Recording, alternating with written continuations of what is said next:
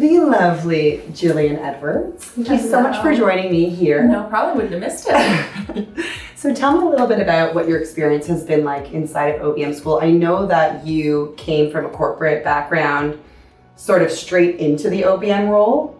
What was that like for you? Well, it was kind of weird. I kind of took it as like I was freelancing when I first started, which, you know, I've been familiar with managing freelancers at our company, and it was just like, oh, I'm going freelance. So it didn't seem like a big difference to me. But when I discovered the whole, you know, the OBM thing, I thought, oh, okay, well, there's like a definition for this thing now, right? Rather than just, you know, freelance project manager. So how did you find the OBM world? You know, something on Facebook. Yeah. I'm sure, like, I started following you on Mark Facebook. Yeah, I'm not even sure. And it was divine intervention. Yeah, it was definitely even before I believe that my company closed, and I've been following you, and I won the accelerator program during an OBM week. Yeah, and that was super exciting. It was funny, you didn't have your glasses on. And my Twitter handle was like Red Jilly Bean or something, and you were like Red Jippy, and I'm like, oh, I think that's me. I think that's me. I remember that. As I'm sitting in my office with, like, you know, a wrap on, and I was like in the dark, and I put my video on, I'm like, it's me. So that was super exciting, and I did the course, and I loved it. I'm a big course junkie. I love learning. But what did you love the most about OBM school? Because it's not like every other course. No, and well, I think too, it's because I did, and I mean, the Accelerator is sort of part of the OBM as school as well. So what I really liked about the accreditation part of it was all the lives. Yeah.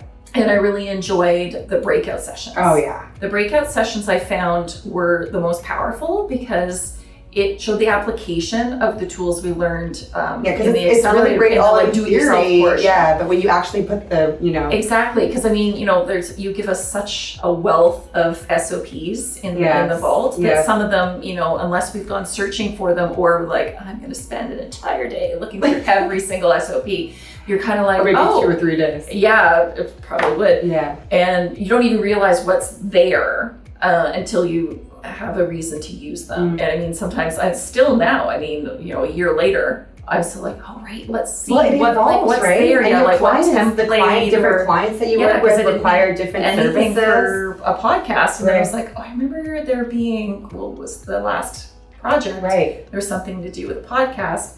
So I was like, oh, right, I want to check out what Sarah has as her template for the podcast pitch email or you know, something like that. I found those calls the most valuable is like the breakout sessions. So if there was even like more sessions like that where it would be like a case study or, you know, walking through a section of the SOPs and how to use them. I really enjoyed that. But even like all the breakout sessions with, you know, Lenica and Julie were fantastic too. Just like talking through problems. Yeah, the mentors, those are the mentors in our community. So what would you say to somebody coming out of corporate who's maybe thinking that they're ready for this entrepreneurial journey? They've discovered the OBM. What would be your words of wisdom? I keep coming back to the fear portion because for me, I was afraid of not having the security of a paycheck. 21 years at the same company where I had, you know, regular paycheck, I had benefits, all these sorts of things. You know, that's hard to let go of and, you know, step out on your own. I just thought that would be something I'd never do.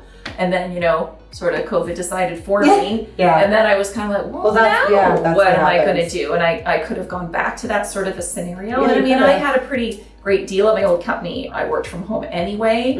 I had a lot of autonomy. And I thought, am I going to get that anywhere else? I don't think so. Except with myself. Exactly. So I thought, you know, particularly, it was virtual school was still going on. My son is young. It was just like, I have blocked the virtual school days. Oh, it was awful. So just trying to fathom commuting first off, and going anywhere for a 9 to 5. I was like, you lose, you know, a minimum of an hour on each end of that if I had to commute into the city. So I was like, I don't really want that anymore. So it was kind of like, what can I do for myself? And I mean, I've been familiar. I knew a lot of freelancers, and I can do this. I know a lot of people. I can, you know, leverage my network. Yeah, so you did. Yeah, you definitely have been leveraging your network and the people that you know to build this really great business. And I'm really excited for you, Gillian. Thank you so much for sharing that with us. And I hope that helps somebody make a decision on if to join us inside of OBM school. Yeah. Thank you. You're welcome. Yay!